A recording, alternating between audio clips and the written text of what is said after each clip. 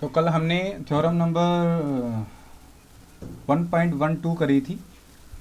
Next theorem है हमारे पास, ये थ्योरम नंबर 1.13 है। ये इम्पोर्टेंट थ्योरम है, एग्जाम में आएगी, इस पे इम्पोर्टेंट लिख लीजिए आप। ठीक है, तो फेरे सीरीज हम कर रहे थे। फर्स्ट हाफ का ये पोर्शन रहता था हमारे पास।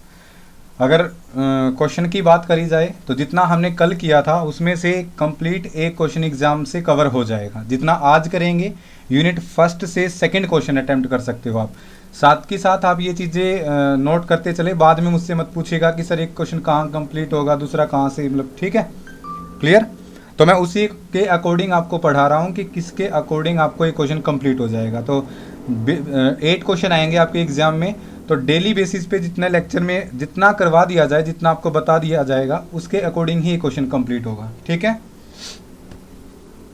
Okay.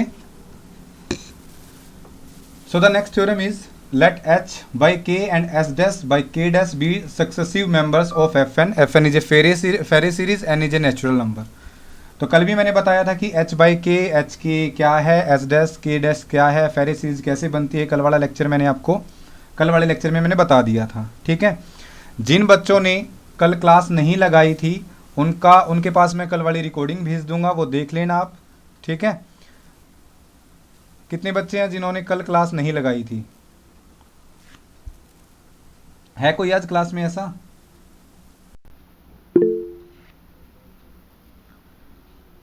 So the next theorem is h by k and s dash by k dash be successive member of fn. तो बोलता है कि h by k वैसे बनाई हमने इसी टाइप से थी फेरे सीरीज। तो बोलता है अगर h by k है वो अगर s dash by k dash से छोटा है, मतलब ये चीज तुम्हें गिवन है। ठीक है, उसके बाद तुम्हें प्रूव क्या करना है, प्रूव ये करना है कि then h dash k minus h into K dash है, इसकी वैल्यू 1 हो जाएगी, जिसको उसने इक्वेशन नंबर 1 बोला हुआ है। ठीक है, क्लियर, ओके। अब इसका प्रूफ करते हैं हम।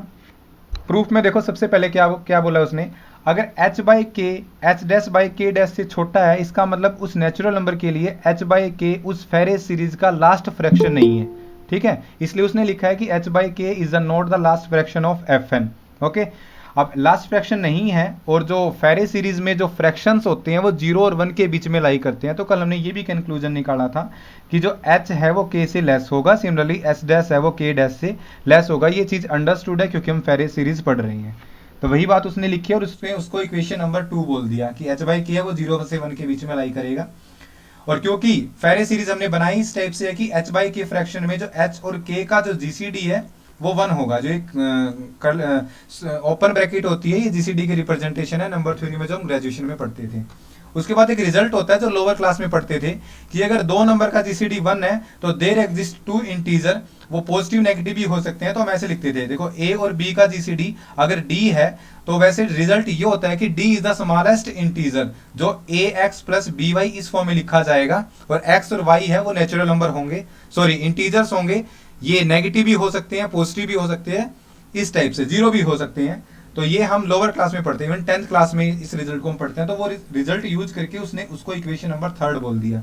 ठीक है, और इंटीजर उसने एक्स वाई ही लिए हैं। ओके, फिर क्या बोलता है, अगर अब देखो यहाँ पे डी इनका जीसीडी है, डी हमने इक्वेशन नंबर 2 में क्या माना हुआ है, मतलब दोनों रिलेटिवली प्राइम है। रिलेटिवली प्राइम मतलब दोनों का जीसीडी 1 होगा, दोनों का जीसीडी 1 होगा तो यहाँ पे डी की वैल्यू 1 हो जाएगी। और मैं वाई को नेगेटिव भी ले सकता हूँ, कोई दिक्कत नहीं है। तो इक्वेशन बन गई k into X minus H into Y is equal to 1, जिसको उसने इक्वेशन नंबर 3 नाम दिया है। ओके, अब ऐसे इंटीजर जो इस इक्वेशन को सेटिस्फाई करेंगे उनको इनका सॉल्यूशन बोला जाएगा, इक्वेशन नंबर 3 का सॉल्यूशन बोला जाएगा। और ये नंबर थ्योरी, ग्रेजुएशन की नंबर थ्योरी में होता है कि अगर मान लो इसका एक इंटीजर मिल गया हमें X naught comma Y naught, मान लो एक पेयर मिल गया इंटीजर का जो इस इक्वेशन नंबर 3 को सेटिस्फाई करेगा, तो इस टाइप के सारे integer X naught plus R H comma Y naught plus R की, अगर आप यहाँ पे x की जगह x naught plus R H और y की जगह y naught plus R H करोगे तो इक्वेशन नंबर 3 को सेटिस्फाई करेगा, where we already assume that the pair x naught comma y naught is the solution of the equation number 3। Okay, तो कोई भी सॉल्यूशन हमने माना है तो उसके लिए वही बात लिखी उसने कि x naught plus R H comma y naught plus R की is also solution of equation number 3 for every integer r।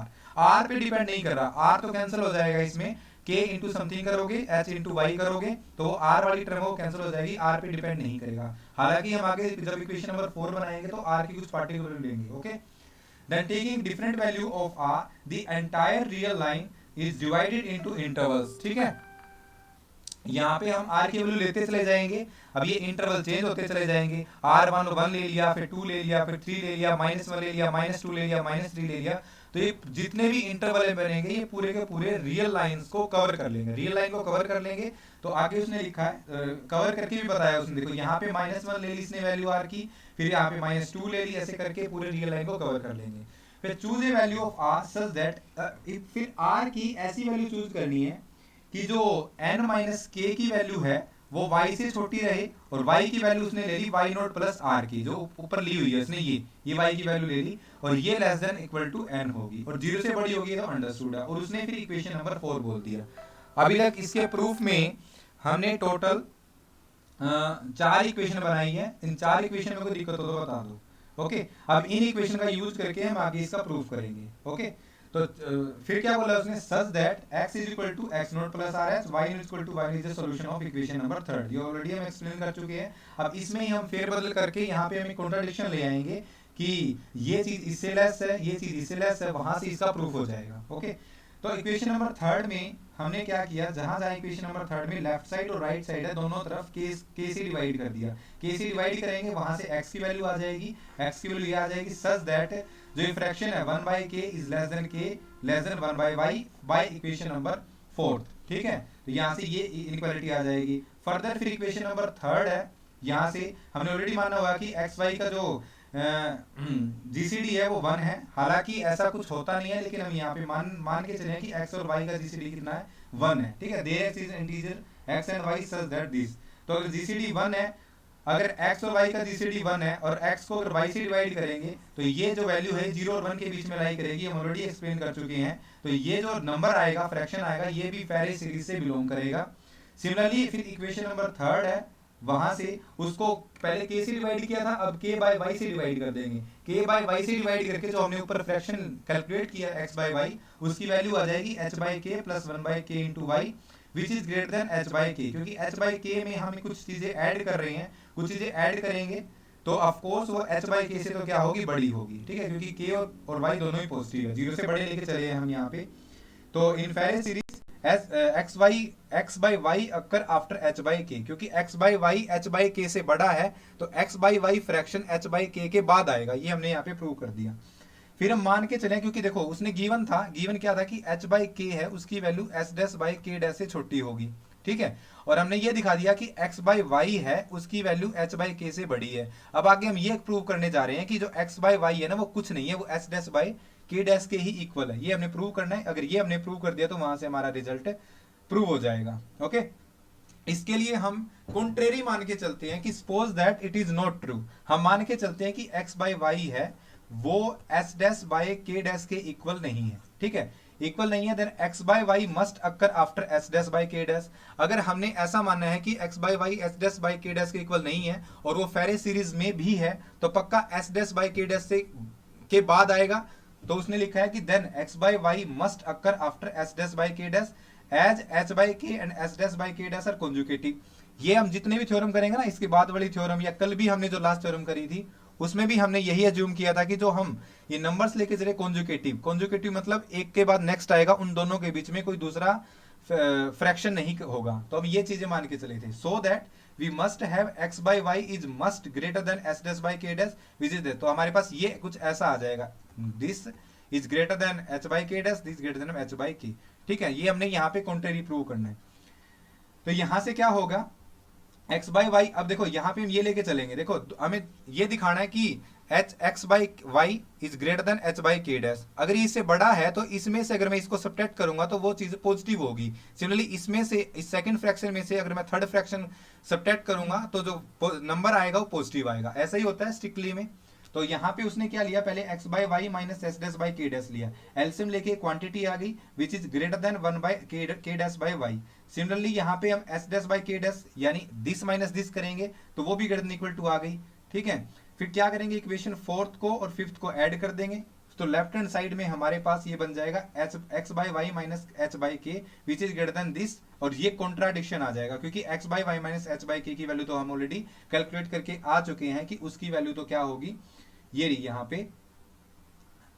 यहाँ पे ऊपर करी थी हमने, ये रही यहाँ पे x बाई वाई, इसकी वैल्यू तो क्या है, ये है। तो यहाँ पे कॉन्ट्राडिक्शन आ गया कि x by Y minus H by K की वैल्यू इसके इक्वल होगी, ना कि इससे बड़ी होगी, which is contradiction and hence our supposition is wrong. इसका मतलब x बाई वाई है वो किसके इक्वल हो जाएगा, एस डैश बाई के डैश के ही इक्वल हो जाएगा, और यही हमने प्रूव करना था। This implies that x is equal to H dash, y is equal to K dash, and hence h जो हमने यहाँ पे लिया था, यहाँ पे इनकी क्रॉस मल्टीप्लाई कर दीजिए तो ये हो जाएगा तुम्हारे पास जो हमने प्रूव करना था k into H dash minus H into K dash is equal to 1, जो हमने प्रूव करना था। ओके, उसके बाद कुछ रिमार्क है, ये आप पढ़ लीजिएगा। जो हमने अभी थ्योरम करी है, थ्योरम नंबर 13, थ्योरम नंबर 13 के बाद जो थ्योरम नंबर 14 है उसमें हम 3 फ्रैक्शन लेके चलेंगे, एक h बाई के, एक h डबल डैश बाई के डैश, एक h डैश बाई के डैश। ठीक है, तो इसका प्रूफ भी सेम चलेगा। जो मैंने ये थ्योरम बोला है, ये theorem number 13, theorem number 14 and theorem number 15, इन 3 में से एक थ्योरम 101% एग्जाम में आएगी। ऐसा कभी आज तक हुआ नहीं कि इन 3 थ्योरम्स में से एक कोई थ्योरम एग्जाम में ना आई हो। ठीक है, आप प्रीवियस क्वेश्चन उठा के देख सकते हो, इन 3 में से एक थ्योरम पक्का आएगी। ओके, वो जो मैं कल बोल रहा था कि आप कंफ्यूज हो जाओगे कि कौन सी थ्योरम पूछी हुई है, तो वो ये 3 थ्योरम ही है। ठीक है, और एक दो और है लेकिन वो एग्जाम में नहीं पूछी जाती है, मेनली 3 थ्योरम ही है। कर लोगे इनको?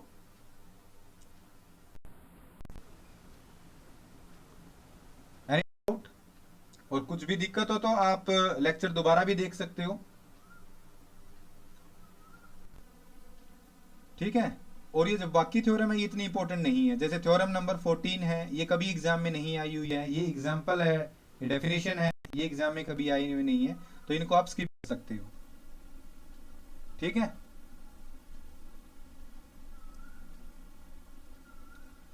अब हम करने जा रहे हैं इस यूनिट नंबर 1 का लास्ट पोर्शन, इरेशनल नंबर्स के कोरस्पॉन्डिंग कुछ रिजल्ट्स हैं, वो हम यहाँ पे प्रूव करेंगे।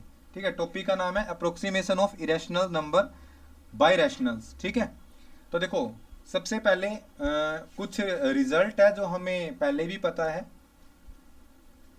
उनको हम डिस्कस करेंगे। भाई बंद हो रहा है,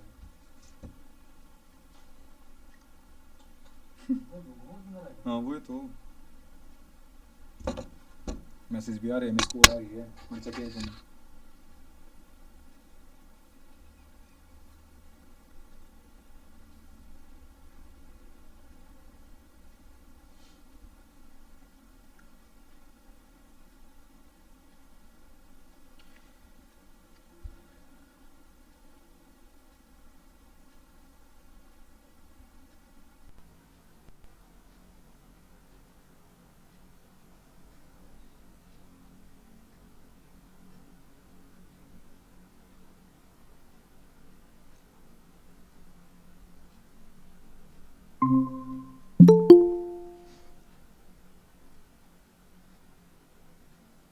सॉरी बच्चों, connection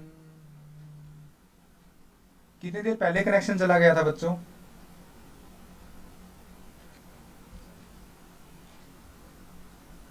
Am I audible? Yes sir, 10 minutes हो गए। कोई बात नहीं, मैंने करवा दी थ्योरम, वो रिकॉर्ड हो चुकी है। ठीक है, वो बाद में देख लेना आप। ओके, सर कहाँ से? लिंक भेजूंगा ना मैं रिकॉर्डेड लेक्चर का। ओके ठीक है, स्क्रीन विजिबल है? Yes sir. ओके, देखिए नेक्स्ट पोर्शन क्या है इसका। मेरे पास अगर कनेक्शन अगर चला जाए या फिर कुछ और हो जाए तो मेरे पास पर्सनल मैसेज कर दिया करो कोई बच्चा। ठीक है, ओके। तुम्हारा कोई क्लास कोऑर्डिनेटर भी है क्या क्लास में?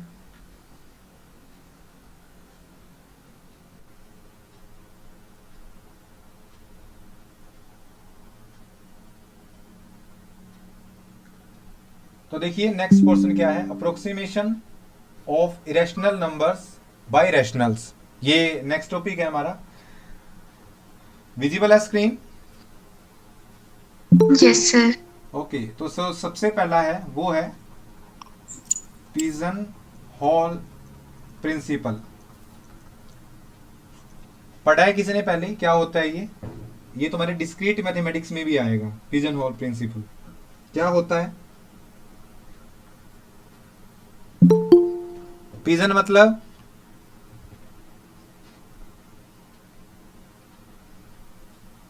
पिजन पता है किसी को क्या होते हैं? हाँ, एनीवन? किसी को नहीं पता? More sir. मोर होता है पिजन। पिकॉक क्या होता है फिर?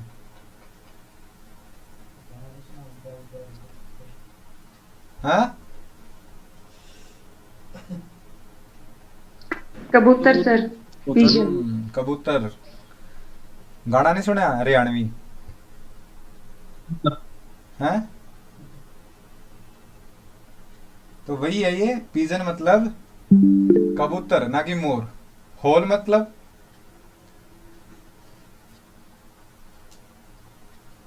देखो, पिजन हॉल प्रिंसिपल, ठीक है, मतलब ये प्रिंसिपल क्या बोलता है कि मान के चलो हमारे पास, हिंदी में समझा देता हूं आपको, 10 कबूतर है, ठीक है, और 10 ही तुम्हारे पास होल है। ओके, ठीक है, तो 10 होल है, 10 कबूतर है, ठीक है, तो आप एक होल में एक कबूतर को एडजस्ट कर सकते हो, है ना, कोई दिक्कत नहीं है ना? Any doubt?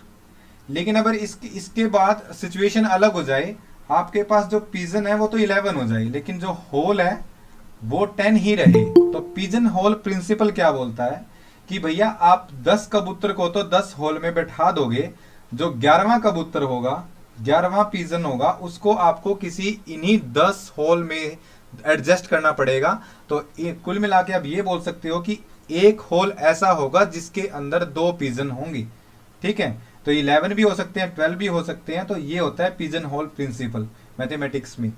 तो क्या बोलता है वो लिखा भी हुआ है साइड में, this principle state that if n plus one, देखो यहाँ पे ये n था, ठीक है, और n ही होल थे, लेकिन यहाँ पे मैंने एक ज्यादा ले लिया, तो यहाँ पे क्या कितने हो गए, n प्लस वन।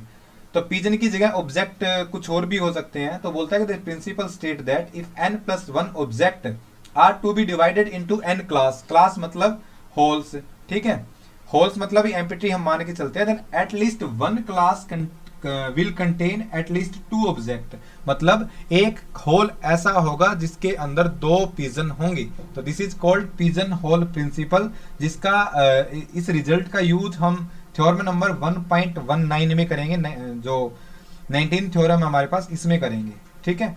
उससे पहले कुछ डेफिनेशन है जो लोअर क्लास में हम नंबर थ्योरी में पढ़ते हैं कि ग्रेटेस्ट इंटीजर क्या होता है और पार्शियल फ्रैक्शन फंक्शन क्या होते हैं, ठीक है। पता है किसी को क्या होते हैं ग्रेटेस्ट इंटीजर फंक्शन, और एक होता है पार्शियल फ्रैक्शन पार्ट फंक्शन, ठीक है, ये 2 होते हैं, इनका हमें पता होना चाहिए। तो ग्रेटेस्ट इंटीजर, ठीक है, इसकी नोटेशन होती है अगर हमारे पास x कोई रियल नंबर है तो उस पे अगर हम स्क्वायर ब्रैकेट बना दे तो ये x का ग्रेटेस्ट इंटीजर को डिनोट करेगा। पार्शियल फ्रैक्शन में अगर किसी रियल नंबर पे आप अगर कर्ली ब्रैकेट बना देते हो तो ये इसका पार्शियल पार्ट फंक्शन है, उसको रिप्रेजेंट करेगा। ओके, तो कोई बच्चा बताएगा कि ग्रेटेस्ट इंटीजर क्या होता है किसी फंक्शन का। मान के चलो मैंने 5.6 का ग्रेटेस्ट इंटीजर पूछा है, तो क्या होगा, कोई बच्चा बता सकता है? एनीवन? 5। 5 होगा। 5। 5।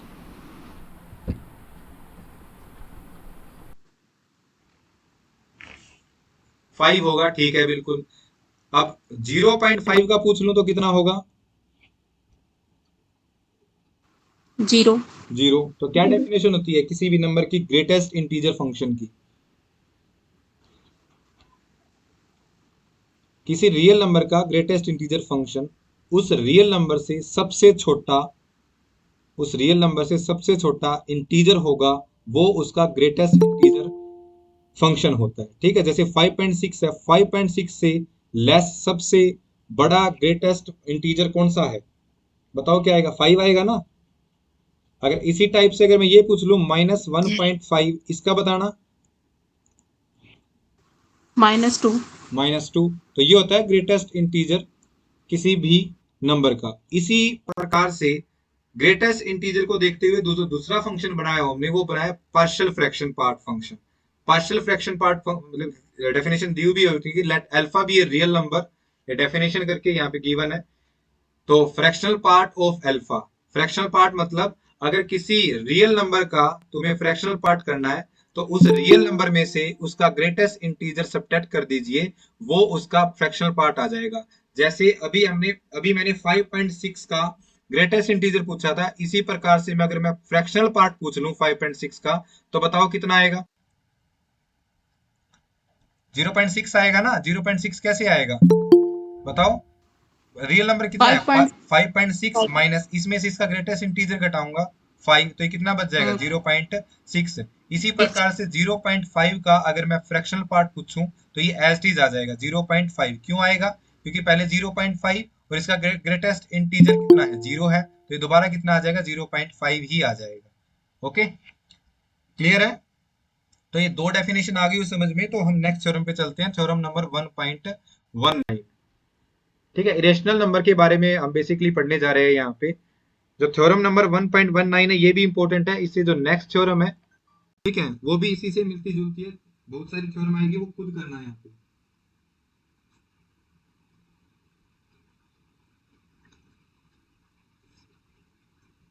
M I audible?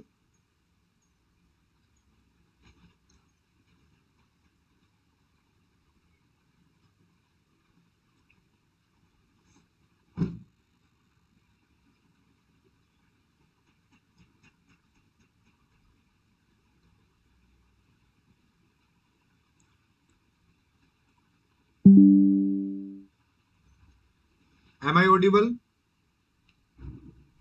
Yes sir. Okay, कुछ बच्चों के मैसेज आ रहे हैं, आवाज नहीं आ रही। क्या आ रही है प्रॉपर आवाज? Yes sir. ओके, तो जिनको आवाज नहीं आ रही है उनका इंटरनेट कनेक्शन वीक है। ठीक है, तो स्टेटमेंट क्या है थ्योरम की। थ्योरम की स्टेटमेंट है let alpha be an given real number. इस जितने भी हमारे पास आगे थ्योरम है उसमें जो रियल नंबर लेंगे वो हम अल्फा लेके चलेंगे। ठीक है, जैसे अभी जो एक्सप्लेन कर रहा था उसमें मैं एक्स लेके चल रहा था या पहले एक्स लेके चल रहे थे। मैंने कल भी बताया था कि जब तक बोला ना जाए हम अंडरस्टूड है कि हम इंटीजर्स और नेचुरल नंबर के बारे में ही पढ़ रहे हैं। जब हमें बताया जाएगा कि नेचुरल नंबर और इंटीजर नहीं है तो मेंशन करेंगे। तो थ्योरम नंबर 19 में मेंशन करा गया है कि जो अल्फा है वो तुम्हारे पास एक रियल नंबर है, नॉट ए नेचुरल नंबर। ठीक है, देन फॉर एवरी इंटीजर, इसमें जो t है वो इंटीजर है और इंटीजर भी कौन सा है, पॉजिटिव इंटीजर।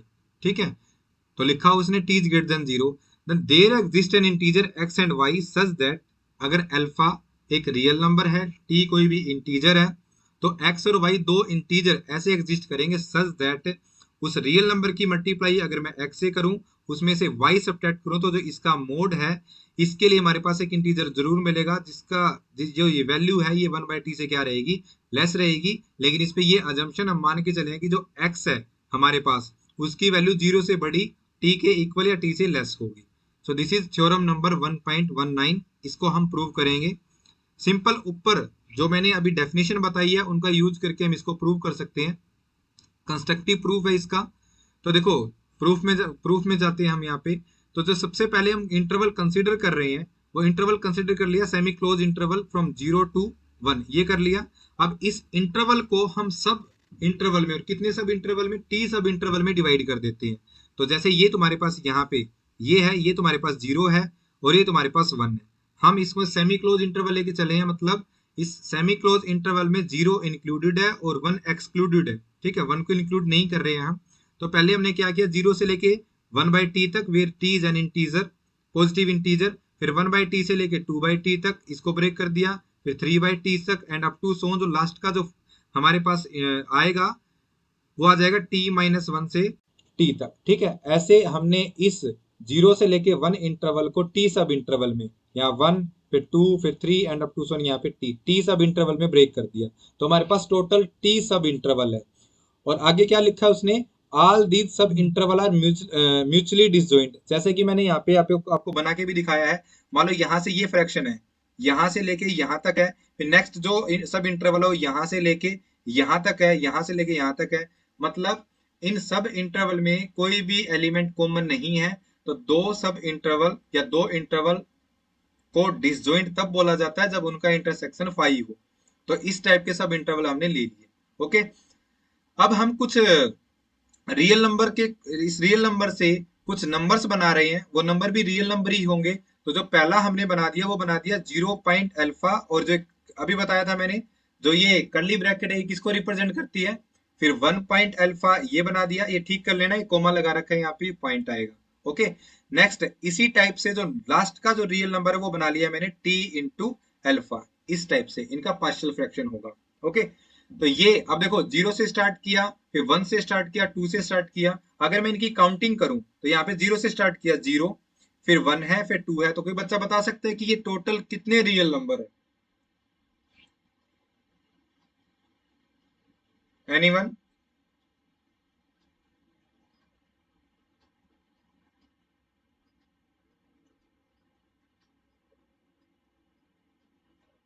ये टोटल कितने रियल नंबर बनेंगे? काउंटिंग कर लो।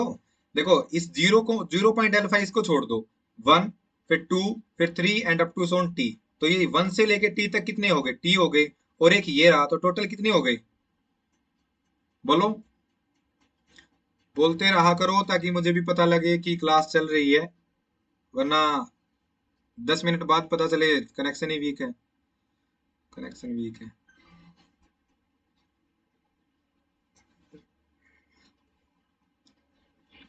नेट चला देना तेरा। हम्म?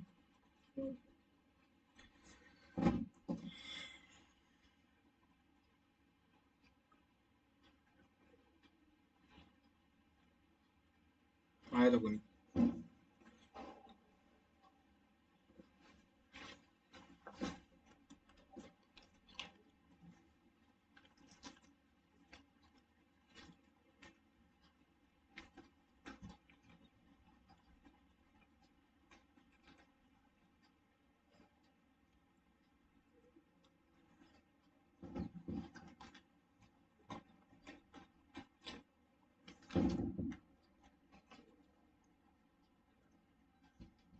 ये पासवर्ड है।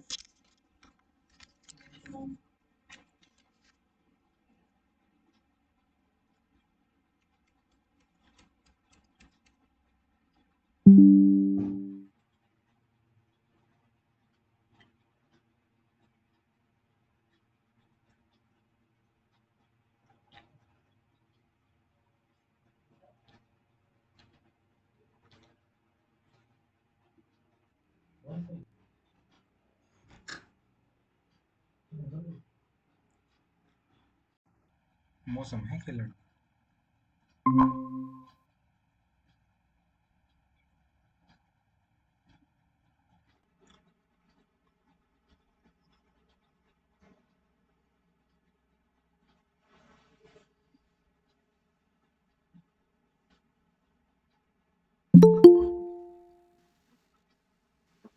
Am I audible?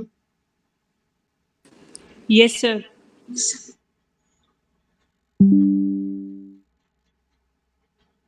ओके, तो ये total t plus 1 real number हो जाएंगे। अभी यहाँ पे हम जो अभी मैंने बताया था आपको कि पिजन होल प्रिंसिपल क्या होता है, वो वाला कॉन्सेप्ट यहाँ पे यूज करेंगे। देखो अगर यहाँ पे देखा जाए तो t तो सब इंटरवल है, लेकिन रियल नंबर कितने हैं? t प्लस 1 है। तो इनमें से एक रियल नंबर ऐसा होगा, ठीक है, या दो रियल नंबर ऐसे होंगे जो एक सब इंटरवल में लाई करेंगे। तो वही लिखा है उसने, these are t plus 1 real numbers and we have only t sub intervals, so at least one sub interval consists at least 2 of t plus 1। In t plus 1 real number में से एक ऐसा सब इंटरवल जरूर होगा जो दो, at least दो रियल नंबर को क्या करेगा? कंटेन करेगा। so there exist two disjoint integer I and j such that, उसके लिए हमने दो मान लिए। देखो यहाँ पे थे ना, इसके लिए 0 1 2, तो यहाँ ये डैश डैश डैश आपको दिख रहा है, उसमें जो सबसे पहला रियल नंबर ले लिया वो ले लिया मैंने j पॉइंट अल्फा, ठीक है, और दूसरा है वो पॉइंट में ले लिया मैंने i डॉट अल्फा। अल्फा, ये ले लिया। इनके पार्शियल फ्रैक्शन पार्ट का अगर मैं डिफरेंस करूं तो वो लेस देन 1/t होगा, एंड जो आई और जे है वो टी और 0 के बीच में लाई करेंगे। ऑफ कोर्स वो तो अंडरस्टूड है। Now by definition partial fraction part की डेफिनेशन क्या थी कि अल्फा का पार्शियल, यहाँ पे क्या हो जाएगा, अल्फा माइनस अल्फा का ग्रेटेस्ट इंटीजर। तो यहाँ से जे पॉइंट अल्फा है, अगर इसका मैं पार्शियल फ्रैक्शन पार्ट निकालूं तो जे अल्फा, ठीक है, यहाँ पे जो रियल नंबर आएगा वो -y1, ठीक है। y1 की वैल्यू उसने बाद में डिफाइन कर दी कि फॉर सम इंटीजर y1, क्योंकि यहाँ पे ग्रेटेस्ट इंटीजर फंक्शन, जब भी हम किसी रियल नंबर का ग्रेटेस्ट इंटीजर निकालेंगे तो वो हमेशा इंटीजर होगा। इंटीजर पॉजिटिव भी हो सकता है, नेगेटिव भी हो सकता है, जीरो भी हो सकता है। तो यहाँ पे कुछ पार्टिकुलर नंबर हम नहीं लेके चले हैं, तो इसलिए उसने क्या बोल दिया, y1 बोल दिया, ना कि ना ही तो अल्फा की कोई पार्टिकुलर वैल्यू है, ना जे की कुछ पार्टिकुलर वैल्यू है। यहाँ पे पार्शियल फ्रैक्शन पार्ट का अगर मैं डेफिनेशन लगाऊंगा तो वो उसने y1 बोल दिया, लिखा भी है उसने साथ में कि फॉर सम इंटीजर y1।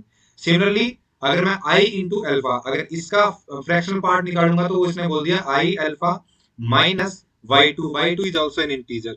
फिर इसने क्या किया, दोनों का डिफरेंस लेके चले, वो हम ऑलरेडी 1/t से लेस दिखा के चले हैं, ये डिफरेंस इज इक्वल टू, यहाँ पे क्या किया, फिर फर्स्ट जो फ्रैक्शनल पार्ट है उसकी वैल्यू पुट कर दी फर्स्ट में, फिर 2 में, उनको कंबाइन कर लिया अल्फा की टर्म को और y1 y2 की टर्म को। फिर उसने क्या बोला, जो j माइनस i है उसको उसने x बोल दिया, y1 माइनस y2 उसको उसने y बोल दिया, और इसमें अगर पुट करेंगे तो जो हमें चाहिए था वही आ जाएगा। ओके, तो ये जस्ट कंस्ट्रक्टिव प्रूफ है इसका, आप इसको इजीली कर सकते हो, एग्जाम में आएगा ये 101%। अब देखो इससे जो नेक्स्ट थ्योरम है उसमें क्या बोलता है, उसमें कंडीशन अलग है, प्रूफ सेम चलेगा। Given any real number alpha an integer t greater than 0, we can find integer x and y such that alpha x minus y is less than 1/t। इसमें जो कंडीशन है वो ये लेके चला है कि जो जीसीडी एक्स वाई का वो 1 होगा, सिर्फ ये कंडीशन एक्स्ट्रा है इस थ्योरम में, रिमार्क में, ठीक है। तो ये इसका रिमार्क ही है, इसको इस पार्टिकुलर केस से आप कर सकते हो। Okay, now come to the next theorem. Next theorem भी लगा सकते हो या फिर इसी का पार्टिकुलर केस भी लगा सकते हो आप। वही इसने दे रखा है कि अल्फा कोई भी तुम्हारे पास एक रियल नंबर होगा, टी तुम्हारे पास कोई भी एक इंटीजर होगा विच इज ग्रेटर देन 0, ठीक है। फिर वही दो integer x and y exist करेंगे सच दैट उनका जीसीडी है वो 1 होगा, और जो x है वो 0 और t के बीच में लाई करेगा। तो जो अल्फा x माइनस y है इसका जो मोड है वो लेस देन 1/t से लेस होगा। तो इसको आप ऐसे भी कर सकते हो, ठीक है। हालांकि पूछेंगे नहीं एग्जाम में, सीधा डायरेक्टली थ्योरम पूछेंगे। ओके, सिमिलरली थ्योरम नंबर 1.21 है, ये भी इसी का पार्टिकुलर केस है, वही हो जाएगा, 1/t की जगह 1/x² है, ठीक है। और इसी तरीके से फिर थ्योरम नंबर 1.12 19 के बाद इस थ्योरम पे टिक इंपॉर्टेंट पे 1.12,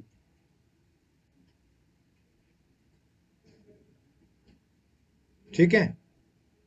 सिमिलरली थ्योरम 1.13 है, सेम पैरेलल वे पे चलेगी ये। ओके, तो 2-3 थ्योरम है, इनको आप लिख लीजिए, ये इंपॉर्टेंट है। Now come to the last theorem, इस चैप्टर की सबसे लास्ट थ्योरम है ये, ठीक है, हार्विट्ज थ्योरम। स्टेटमेंट क्या है, सबसे पहली नेमिंग थ्योरम है इस यूनिट की, है क्या इस चैप्टर की, लगा लीजिए। स्टेटमेंट क्या है देख लेता हूं, है भी नहीं स्लाइड्स में।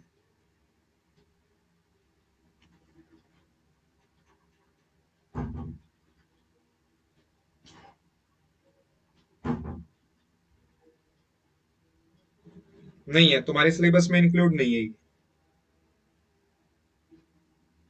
नहीं है। देखिए स्टेटमेंट क्या है, गिवन एनी इरेशनल नंबर, इसको बोलते हैं xi, there exist infinitely many pair h and k, ये h एंड k है वो इंटीजर है दोनों, h भी इंटीजर है, ठीक है, और जो k है वो भी इंटीजर है, सच दैट इस इंटीजर में से, सॉरी इरेशनल नंबर एक्साई में से अगर मैं फ्रैक्शन h/k उसका मोड करूं तो ये मोड है हमेशा लेस देन 1/√5 इंटू k², इससे क्या होगा, लेस होगा। इसने इसको इक्वेशन नंबर 1 बोल दिया। ओके, बस ये प्रूव करना है इसमें हमने, तो इसका प्रूफ करते हैं हम।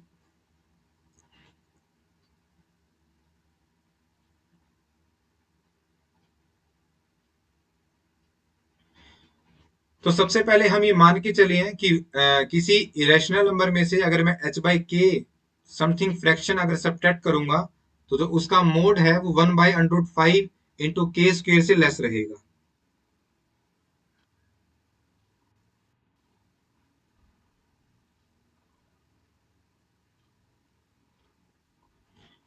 तो सबसे पहले देखो उसने क्या लिखा है कि अगर xi माइनस h बाई के का mode is less then 1/√5 into के स्क्वायर, दिस इंप्लाइज दैट अगर मैं इसमें n सब्ट्रैक्ट कर दूं, n ऐड कर दूं तो कोई दिक्कत नहीं है।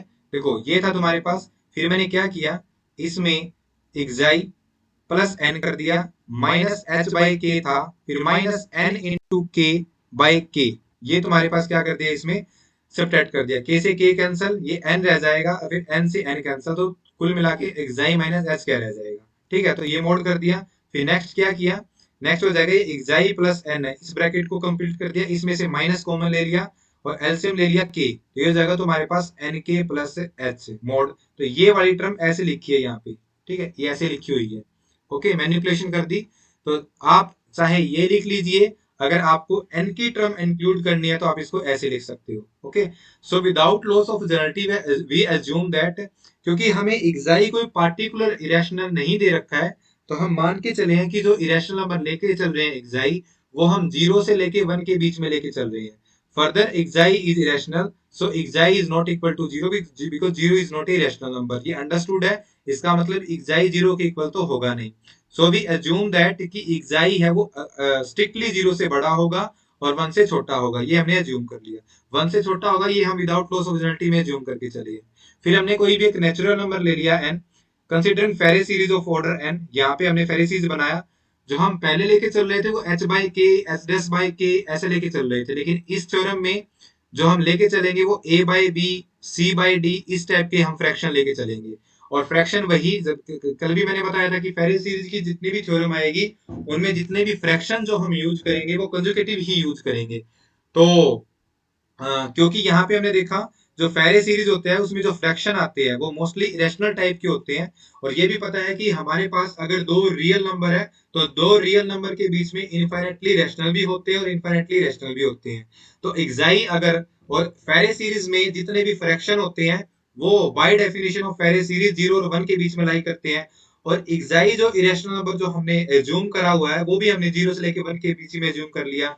इसका मतलब कोई ना कोई दो फ्रैक्शन जरूर मिलेंगे, तो पहला जो फ्रैक्शन है वो हमने a बाई बी ले लिया और दूसरा फेरे फ्रैक्शन है वो हमने c बाई डी ले लिया, सच दैट xi है वो इनके बीच में लाई करेगा। ठीक है, देन आइदर यहाँ पे हमने क्या करा, तो जो xi है उसकी value a plus C by B plus D, या तो इससे लेस होगी या फिर a plus C upon B plus D इससे बड़ी होगी। ठीक है, इसके इक्वल तो हो नहीं सकती क्योंकि इक्वल वाला केस लिया ही नहीं, हमने स्ट्रिक्टली वाला केस लिया है। तो first we shall prove that in either case at least one fraction out of, सबसे पहला जो फ्रैक्शन है वो a बाई बी है, दूसरा c बाई डी है, इनमें से कोई एक फ्रैक्शन इस कंडीशन 1 है उसको सेटिस्फाई करेगा, जो हमें प्रूव करना है। Suppose none of these fraction satisfy 1, हम मान के चले हैं कि कोई भी फ्रैक्शन है वो इक्वेशन नंबर 1 है जो इसमें दे रखी है, इक्वेशन नंबर 1 ये इसको सेटिस्फाई नहीं करता है।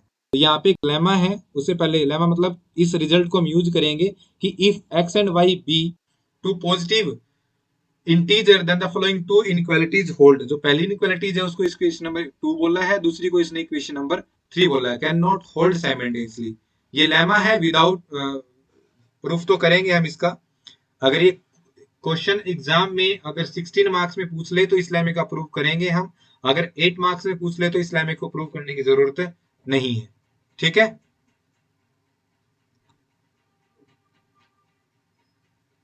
तो जो ये लेमा है इसका प्रूफ मैं आपके लिए छोड़ देता हूं, मैं केस फर्स्ट करवा देता हूं। ये मान के चलेगा कि हम जो दोनों इक्वेशन है, इक्वेशन नंबर 2 और इक्वेशन नंबर 3 है वो होल्ड करेगी।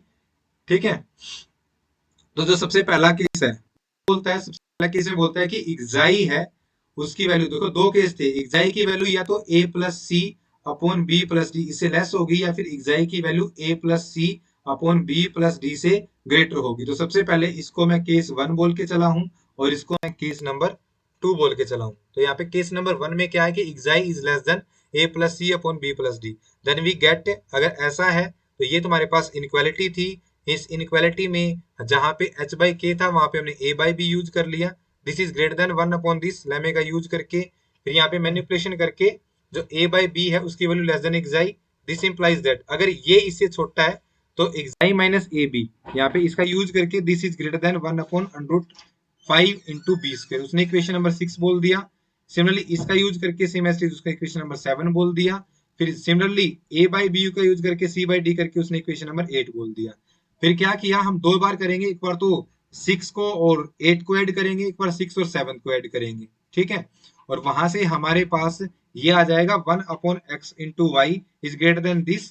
फिर यहाँ पे मैनिपुलेशन करके हम ये ले आएंगे कि जो ये कंडीशन है और ये कंडीशन साइमल्टेनियसली होल्ड नहीं कर सकती है, ठीक है, can not simultaneously. So 9 and 10 violate the above lemma. लेकिन ये जो मान लो इसको हम इक्वेशन नंबर 11 भी बोल सकते हैं, इसको इक्वेशन नंबर 12 भी बोल सकते हैं। ये इक्वेशन नंबर 11 और 12 है, ये लेमे में जो गिवन कंडीशन दे रखी है उसके अपोजिट आई है, मतलब लेमे का कॉन्ट्राडिक्ट कर रही है, ठीक है। एंड हेंस जो केस नंबर 1 है वो भी नहीं होगा, सिमिलरली केस नंबर 2 है वो भी नहीं होगा, ठीक है। ओके, ये लिख रखा है यहाँ पे, ये रहा only a finite that satisfy 1। तो यहाँ पे हम दोनों का मिनिमम लेके चलेंगे जिसको हमने xi बोला हुआ है, okay, where minimum range over the finite many rational number satisfying 1 since xi is irrational. This minimum must bigger than 0, alpha greater than 0. Choose a rational number n such that this, तो ये आप देख सकते हो, आसानी से कर लोगे इसको, ठीक है। तो ये कर लेना है, बस आगे करने की जरूरत नहीं है आपको, ओके, क्लियर है।